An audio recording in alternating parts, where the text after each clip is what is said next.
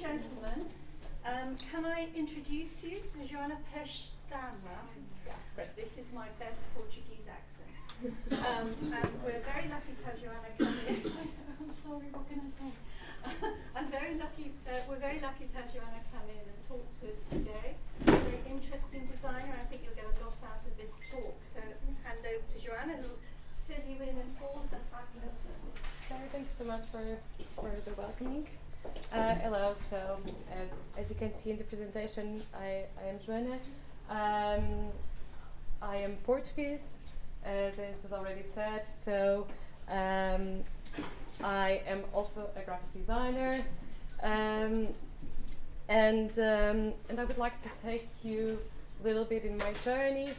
I know that you have all various different backgrounds, and probably some of you are also studying graphic design or illustration or other similar courses, or in other totally different subjects, but I hope you still can find something interesting to relate here. So I am from a little city from the countryside of Portugal that for sure no one have heard about, a very historical place. But then, similar to a lot of you, I'm sure, I moved to a bigger city to study and do my BA course, which I did in the University of Porto in the School of Fine Arts. I did a BA in communication design. That was a course mainly. It was mainly graphic design, but it also had some mixed media subjects involved, like audio. We also had sound and image subjects.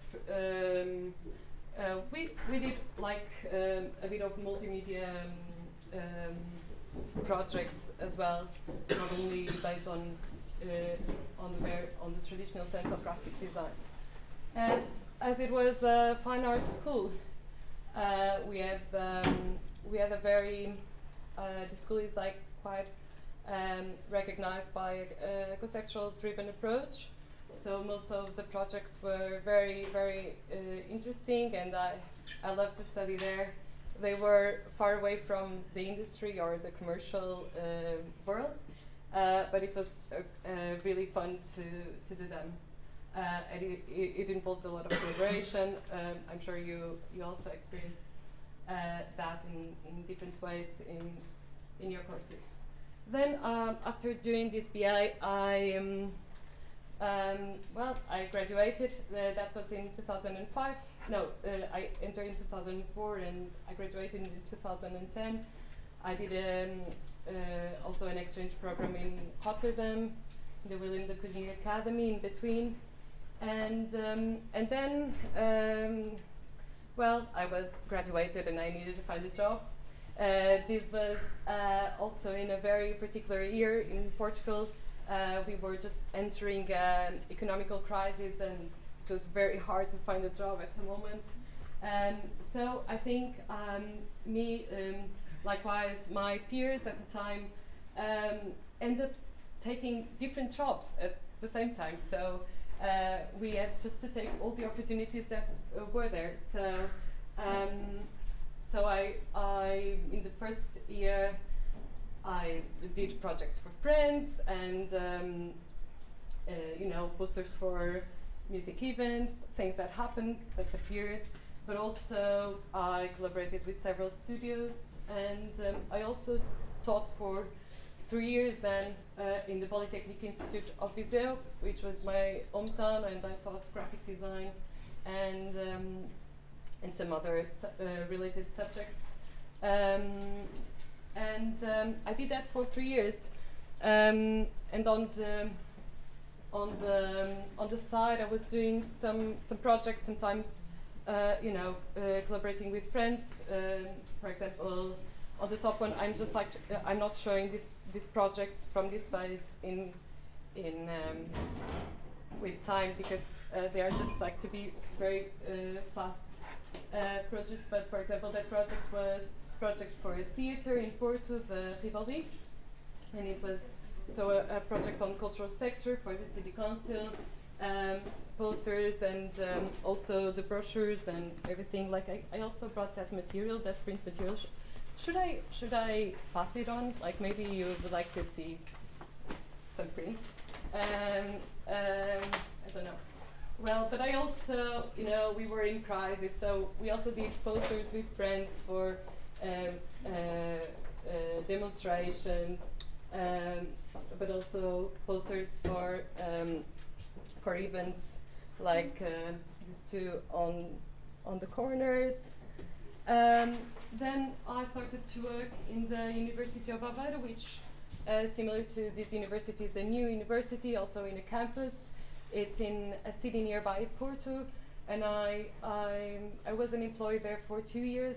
I was an in-house designer, so basically what I had to do was do all the print material to promote the events of the university. So working in the communication department and you know, working with the Department of Chemistry, the Department of Physics, and all of that, and doing that under a brand guidelines that was very specific. So, but are you aware of modernist design in its a real sense? So everything had to be set in Helvetica. Most of the brochures were in a square format, and we had like a lot of specific things to follow to produce the materials. But that, like with time, changed. So, for example, this magazine was a later project that I did for there. So the university is University of Aveiro, but normally people call it UA. And this was a research, you know, a research magazine that showed the numbers of the university with some data visualization and things like that. I also have it here another brochure I did for the university at the time. It's like very. Oh yeah, maybe. That's actually great. Yeah. Why not? Yeah. This is like where is that? Oh, the other project I already talked about. Well, doing different things on the side. Then continuing like that, I started collaborating. That was like a long-term collaboration with a magazine, an architecture magazine called Puncto, which is these two images from the top that I also brought in. That was a theory magazine of on the topics of architecture and politics, and it's still ongoing. And so it's quite a fun project to be involved with, as it was mainly self-directed and it was done in collaboration with friends. Then I also did this book for a studio, like was one of the biggest first big books that I produced. This was for also a university.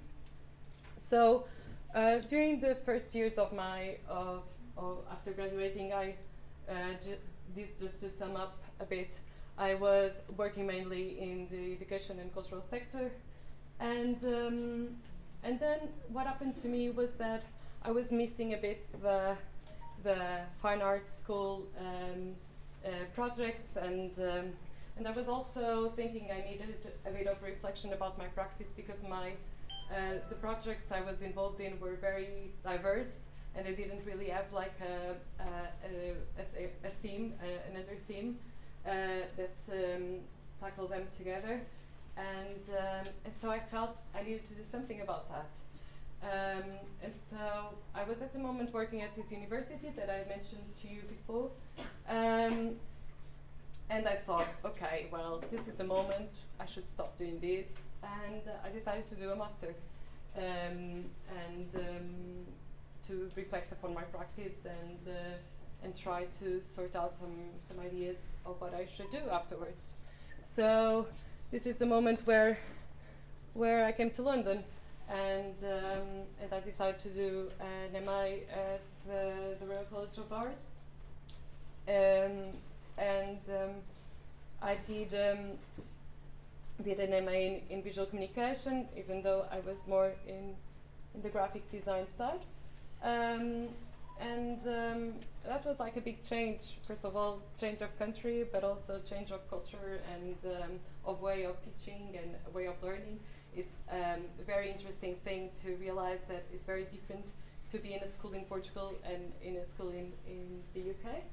So all of these things were very interesting. And one of the things that I really enjoyed on this school approach to teaching was the fact that it was very self-directed, and it was really about finding what are you about, and as an individual and as a practitioner. So that was very challenging, because for some time I was doing projects and I was trying to respond to clients and not thinking about what was there that was the base of my way of thinking, or if there was any. So I came. So in the first year of my MA at the Royal College of Art, I was doing some subjects, and I did RDP, which is Research Design and Publishing course, and I also got involved with some subjects from other MA. It's called Information Experience Design. But then towards the end of the year, I did a project with this colleague of mine, Pietro, that was collaboration with a student from critical writing called Ben Arvey, where he wrote an essay about the everyday banal, and we had to come out with a way of promoting his essay and his text. So his text was about, as I said, the banal, and it was about the bus stop. And it was about theorizing about that culture of consumerism, but it has a lot to do with banality of everyday life. So the title was called Bus Stop Theory, and the subtitle was called Experiencing the Banal. So for that, we thought that could be interesting to think this book as an object of consume as well, an object that you could also experience as a consumer. So we thought of doing crit packets for it, and performing the act of consuming while you read the title. So when the package is closed, you just read the title, Bus Stop Theory, but then once you open the package, you read the subtitle. And so as this as a performative way of understanding the content. We did 100 books like this, and the reason why I show this project is because this project was really about being at school, and so doing this collaboration with a student from creative writing, but also using all the facilities that a school has, which sometimes we forget when we are at school, that we have all of these things available to use that are really, really great, and they are not outside there afterwards.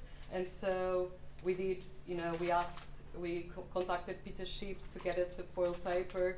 We did the screen print in school, did a plan of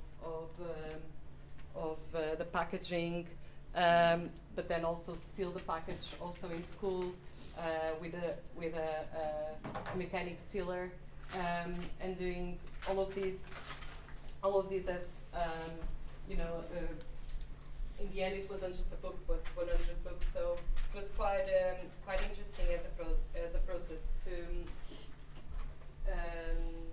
and then the book is a pocket-sized book, as an everyday book, as it should be. A book that you. Boring. Sorry? Is it boring? Is it boring? It's very theory driven. So, but I think it's quite rhythmical, and I like it. I read it, yes. So I didn't find it boring, but well, you can read it if you want. It's there is one there, and I think I have another one. Anyways, yeah. So we did in 4 colors, and I think I just brought that red one, but anyways, yeah, we did 4 colors, etc. So this was a project, and in the first year, a side project, and then going to the second year. In the second year of the MA, you know, as it should be, you write a dissertation. Also, you do your final project. So, and also on the side of that, as you are self-directed in a master, you can do other projects on the side of that, right? So one of the things that I got involved that was very important then later for what I'm doing now was the Forum, which was student-led platform forum of graphic design that was already so it already existed in the school before. It was supervised by my tutor Adrian, and then it was created by students actually some years ago, and then every year students take the lead of it, and so I took the lead with 3 other colleagues. And what we had to do first, that was very hard, was that our tutor told us you have to create a program for this graphic design student-led forum that is relevant today, and you also have some sort of idea of what is the thing that you as a group are about. So we had to think about a kind of manifesto of ourselves. And that led us to question like what was the relevance of thinking about manifestos nowadays, you know. And so one of the things that we started doing was, okay, we have really to come out with a statement about ourselves, so how do we do this? Okay, so what are we interested in graphic design? What are the themes that we want to discuss? What kind of guests we would like to bring to school? This kind of questions. So one of the things that we did was, because we were so lost, we thought about ways that could help us think about a system where we could create a manifesto. So one of the things that we did as a first approach was a website of ourselves that was an interactive website that where we inserted a couple of verbs that we thought would be relevant to create a Korean sentence of graphic design, and then every time that you would go to the website, it would generate a manifesto. Then we started. We did installations, asking the community what were the themes, and people would come to the Ocni room and type ideas. Also, we did workshops with the other students that were also in the course, where you can, for those who are students of illustration, you can see Christian Max there in that picture. We were doing like workshops about manifestos where we printed loads of manifestos from art from the beginning of the century until now, until critical design manifestos and things like that. And asking and trying to decode all of that. So that became quite an important thing for us that I will explain later why. And finally, we came out with some ideas of what kind of things we would like to discuss in our forum, and it was more to do with post-digital topics in graphic design. We called our series of lectures Why So, What If? And one of the first guests we invited was Silvia Lorusso, which ran which is a researcher, and he runs the PDA, the Post Digital Archive. I don't know if any of you have visited at any point. It's a really great archive for anyone who likes publishing. So and so I had this was a guest. So we had to promote the event, and this project was important for me. So I started to so I was doing the posters of the events. So this was like part of my process of like trying to think about a way of condensing things to talk about our topics. So one of the things that we decided as part of the identity was that we would use Metaflop as a way of creating typefaces for the posters. Metaflop is, I don't know if any of you is interested in typography here. No, no? Yeah.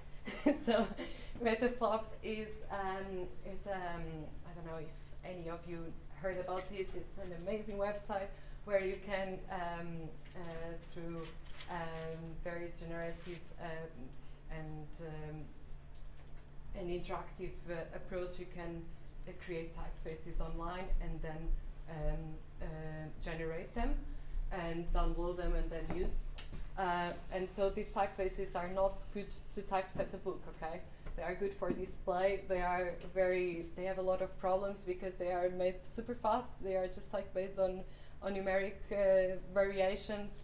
In the end, you end up having 100s of them in your computer, but they don't have use for books or something like that. So for Sylvie, this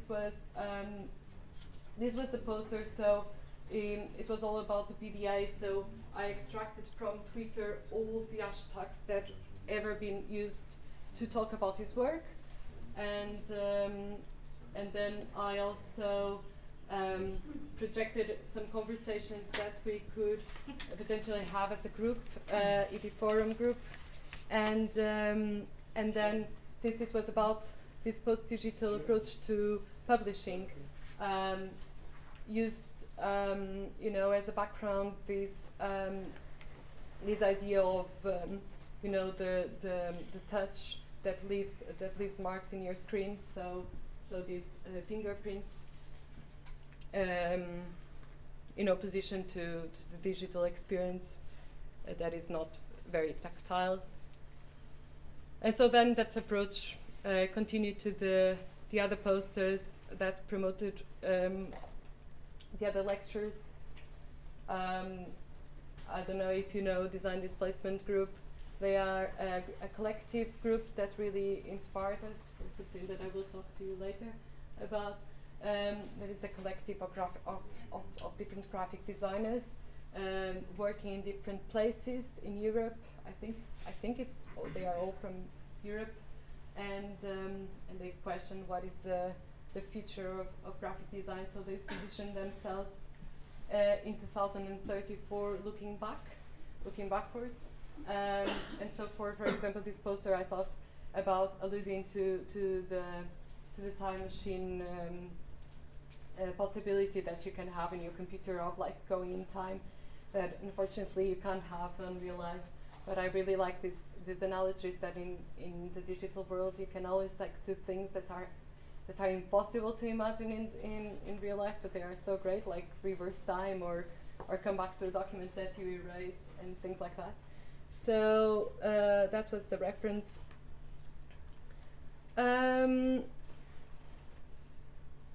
Then also inside projects that also then would inform my way of designing.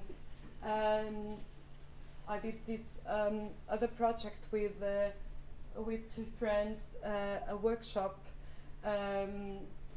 with Christina and Jean. That was so there was this opportunity when you had like a personal project or your dissertation. Your dissertation would benefit if you could do part of your research through workshops, imagine, or through interviews. So there was a platform at school that I could use, where I could propose doing a workshop with students from, you know, BA, but also students from secondary school or students from primary school, where I would like bring a workshop with a research question that I have, and through the workshop I would respond to my research. So in this case, we were all interested in the translation from physical to digital scenarios, and vice versa. So the three of us have projects that were, of course, in different subjects, but they have that thing in common. So we made a proposal to reach out RCI, and we did a series of workshops with students from secondary school. No, secondary school, no. So you say, so when you are around 12 years old, that high school. So yes, so from high school. So this the students were, you know, they were so-called digital natives, in the sense that their experience of the digital world was very much in the first day of their existence different than mine. That I had my first experience of internet when I was 10 years old, I think. So we wanted to discuss and debate some topics of digital to physical translations with them, and for that we used some technology. We used facial recognition and 3D scanning, and also print-based work. What we asked them to do was basically to develop a post-digital mask that would allow them to be protected from being recognized through facial recognition and then 3D scanning. So what they had to do is creating a mask, each one of them. This is a beautiful mask one of the participants did, and then understanding that certain materials are more trackable than others, and so understanding that. Building the mask, positioning the mask on top of their faces, and experience the 3D scanning, and then see how much of their portrait is revealed. So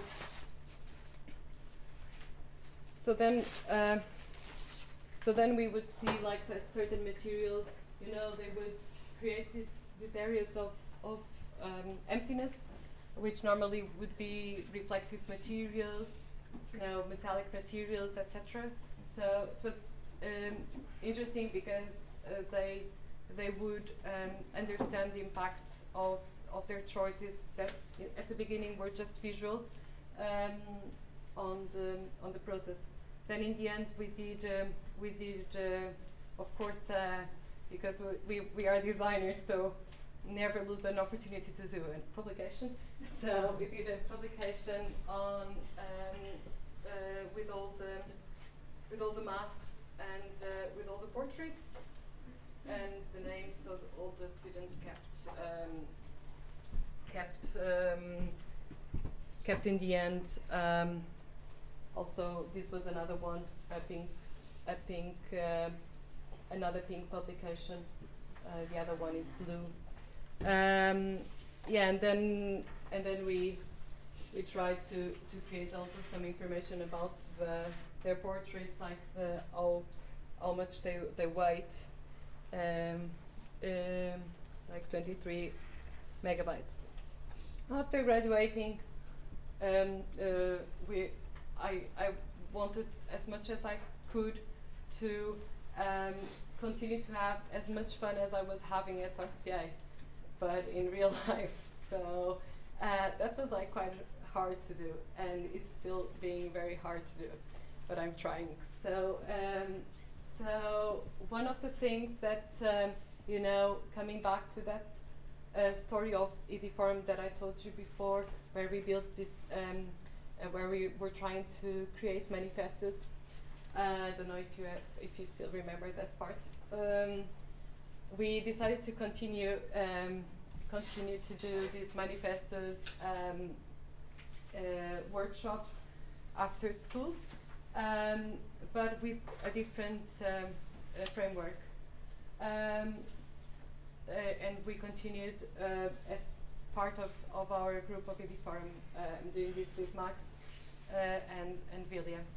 And just to tell you a funny story, if you wonder what means ED, it's quite a funny story where this name comes from. Some people think it's completely random. So ED is the name of a character from a movie. It's called It, with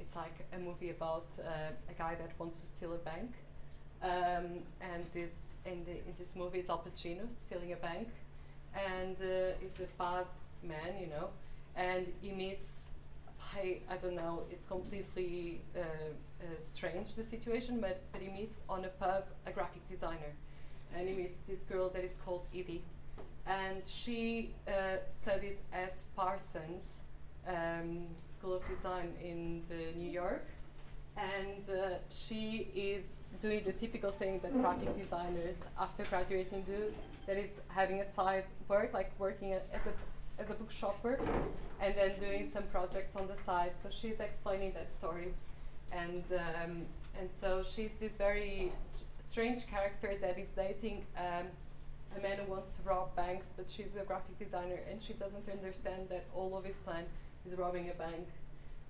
So she's really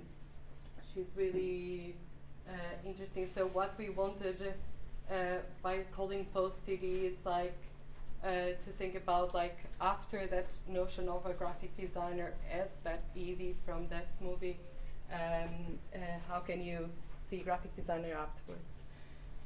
So what we did was we have been participating in some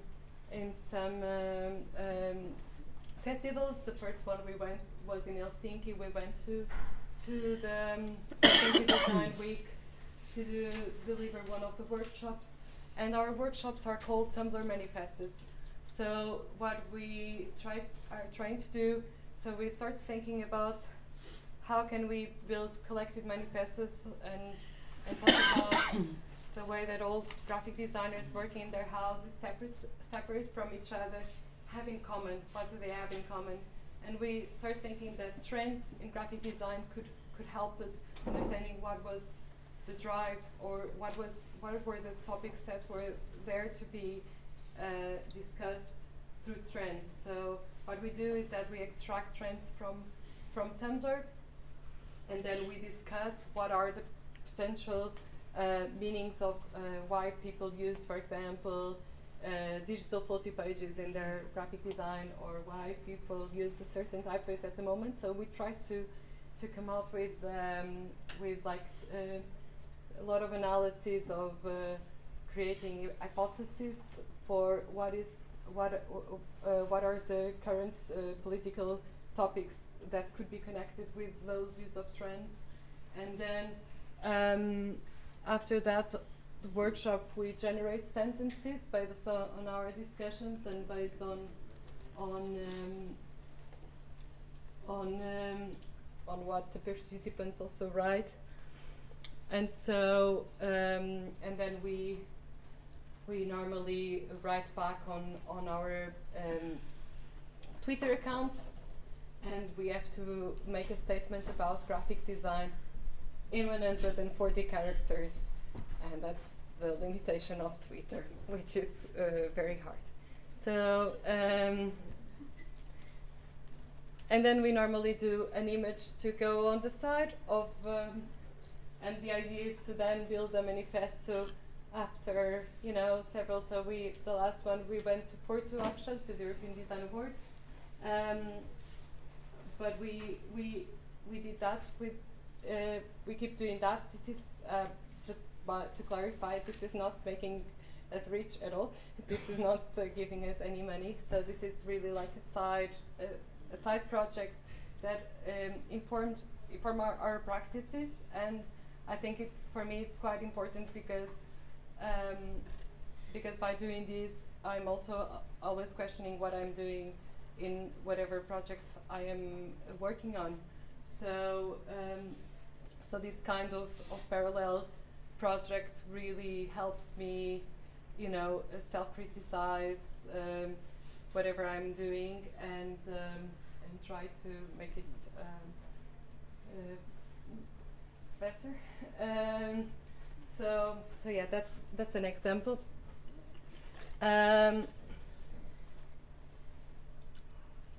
This is an ongoing thing. So this type of so what we are doing in post-TD really helps me then thinking about the way that I visually respond to projects, and what happened within these projects that I show you was that they helped me construct a way of or methodology of working in design that very recently is helping me a little bit of having projects that have much more to do with me. So, for example, very interestingly, I was invited to do a cover for a centenary magazine of Porto that is really these really old magazines that your grandparents would collect. And they asked me to do the cover and hear what is happening again, like in this translation from physical to digital world, is that I'm referring to what is happening in Porto, that there is this paradoxical mix of two realities, that Porto is still a city where, you know, people still have sheets holding on their balconies outside. So the way people experience the city is still very as in the old times, but then it's full with tourists at the moment, and it's all about TripAdvisor. The new recent places create like new peak points to visit all the time. Every week, I think a restaurant implodes in that city, and there are always these like new points to be added in our Google Maps of the city, together with this very beautiful way of experience life that is very village almost. That Porto is characterized by the same kind of approach like I did last year. One of the illustrations for a Friday Late. This one was about surveillance and surveillance. So it had several projects that were discussing, you know, what the value and the risks of all of this personal data that we are generating and having there to be scrutinized and used by whatever. So so I was asked to do the cover, and for in this case, I what I thought could be interesting was to think about the analogy of the cloud, of course, but also about all of these security measurements that we have online, but that don't serve for anything. And so in the past, were all of these questions. I don't know if you remember still that they would ask you what was your mother's maiden name, what was the name of your best friend in school, but then more recently this type of letters that you have to understand to prove that you are not a robot, and then sorry, verification. So yeah, this verification processes to assure that you are a human visiting a website, and then even more recent, when you, in a very striking way, you have an image that you post, and and your cell phone instantly recognize what is potentially there represented. So in this case, this image may contain clouds, which is true. And so this was creating this idea of like you have all of this cloud and then the only space that you can live outside of this surveillance. It's above the clouds, but that's also above the atmosphere in the world, we would say. So there's nothing there anyways, and we lose the rain and all of these experiences that make our lives so much more cool. So yeah, that was it. Then more recently, another project I did, and that I am actually now producing a part of this project. That is the catalog. Is an exhibition that happened in Porto this year. It's called Them or Us, and it was created by Paulo Mendes. And this exhibition have so when I was so this exhibition was happened in the Galeria Municipal de Porto, which is the main gallery of the city council. It's a gallery in the city center, quite a large space, and it's a free space to enter, so it's free. It's a free exhibition, and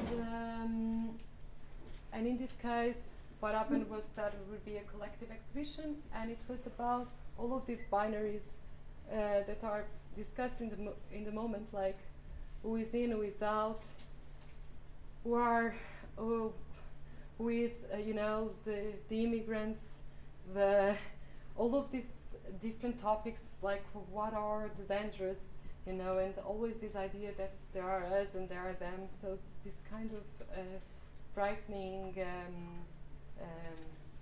idea of an invader that is never attributed. So that was like kind of the general topic of it, but it was an art exhibition in the end. So I'm not explaining it very well. I'm sorry. But so it had like something like 50 artists involved, and when I was approached to do this, I had the list of the artists that would be in this exhibition, but I didn't have any idea of how all of these would be coordinated. Also, the way that this curator works is very not planned. So he actually builds everything in the space as an installation. So until the very last day before the exhibition opened, the space wasn't created, and there wasn't any plan of the exhibition space. So there were no captions for this exhibition as well.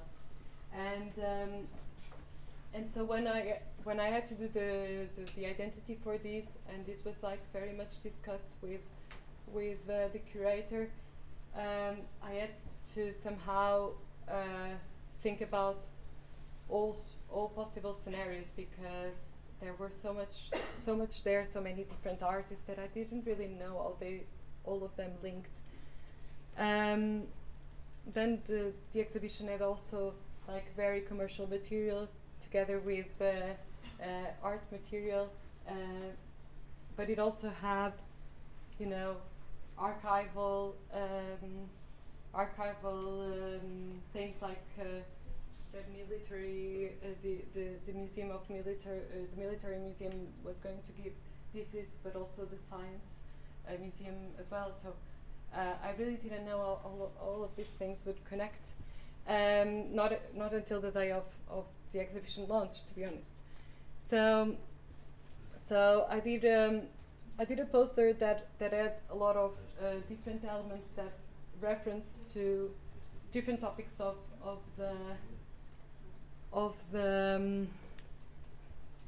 exhibition, and then with this idea of some blobs as the invaders in a very like science fiction approach of like a green liquid that invades the poster.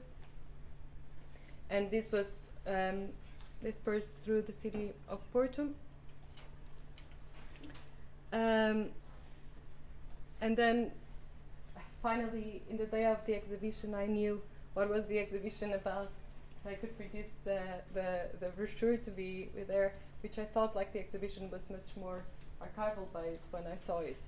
And it actually, I rethought the language approach I should use.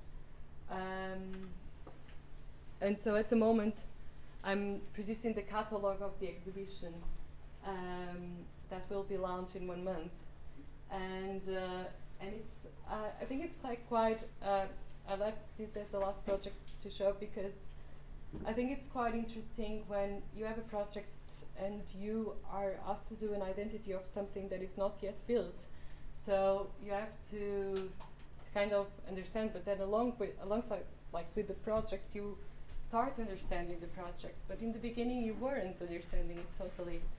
So it has been quite an interesting project for that reason, because now that I'm doing the catalogue, I have such a different perception of what is this about than from the first moment of the poster, that I almost think that these two objects will be very different, even though part of the same project in the end.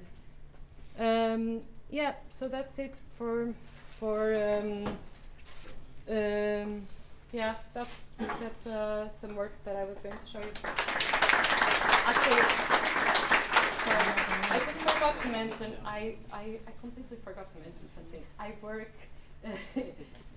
these are projects that I do in a side basis, but I work in a publishing house for my full time. I completely forgot to mention, and I brought some books with me to show you that that is the work that I produce in a regular basis, like this book of art. So these are projects that I do on weekends and after a full-time job most of the time. So yeah, that's it basically. Thank you. Thank you, Joanna. I wonder if there are any questions, please, from anybody in the audience. I know I've got a couple that I'd like to ask. But has anybody got questions? One of the things I was interested in, Joanna, is that because you're working with different people, and all of you here either artists or designers, that you are all going to have to work with different people at different times. And some of those people will be from areas you don't even understand, like science or technology or anything. And how do you find that working and communicating with people?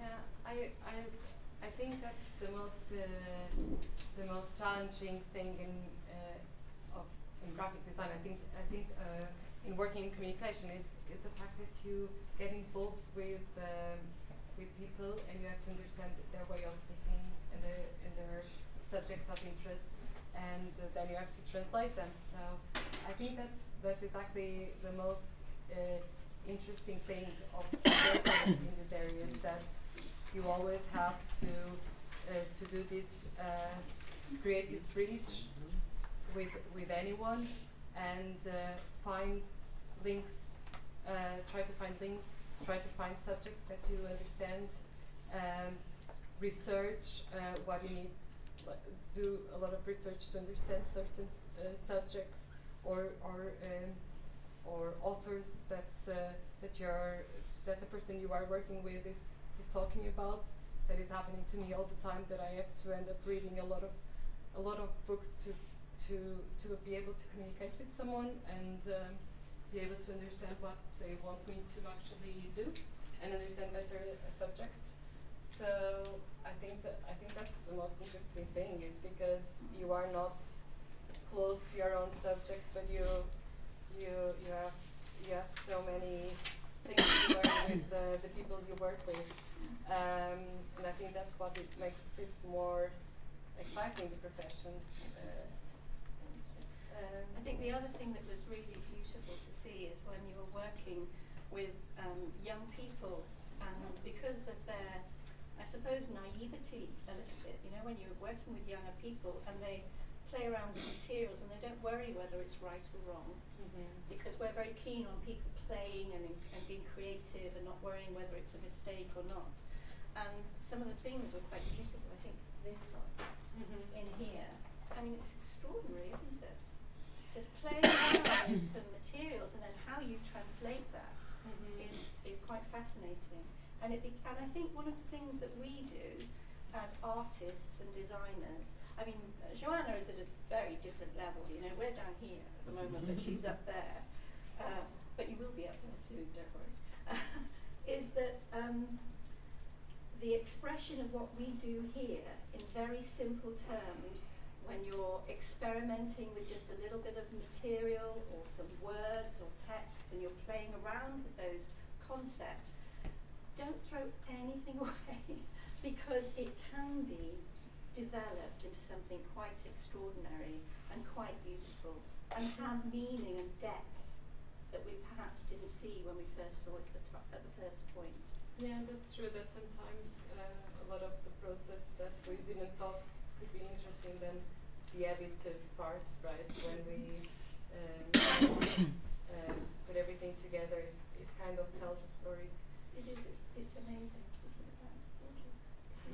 I'm a bit fashion, so I'll just go for the aesthetic. But there's some thinkers out there who would appreciate that as well. So, have anyone any questions? Do you find that doing like side projects and like independent work ends up like really benefiting your like full-time job and like your more like That's a really good question, actually. Well, to me, yes, definitely, because one of the reasons why I left that full-time job I had at the University of Bedfordshire was that I was feeling that after being in a place for some time, I don't know, I think this is my problem. I'm not saying that everyone is like that, okay? But I felt that I would like start doing things in the same way. Like I was. You like lost the creativity behind it. Yes, and then I was more worried about how efficient I was, or how fast I was, and so I always thought that it's really important to have side projects to think differently, like think with other people outside of your daily basis. So that's for me important. But some people may think that's a bit insane, because then I never really have free time. Basically, so yeah. So that's, I don't know. But also I think it's because in the end I would like one day to probably be just doing my own work. So then it's important to keep doing, never forgetting how to work by with my own tools. So yes, I think that's the case. It's like refreshing yourself. Yes. Like your battery's getting a bit low and you need to replenish, you need to recharge. Yeah. That's kind of what it gets like when you're out there. So this is your time actually to be recharging constantly, so you're so creative that you're out there and everybody wants you. Yeah, I think people may find that recharging in different ways. Some people might find that refreshing will be to go to a series of lectures, or to go to an exhibition in the weekend, or to do some sports, or do an activity that really sets your mind somewhere else.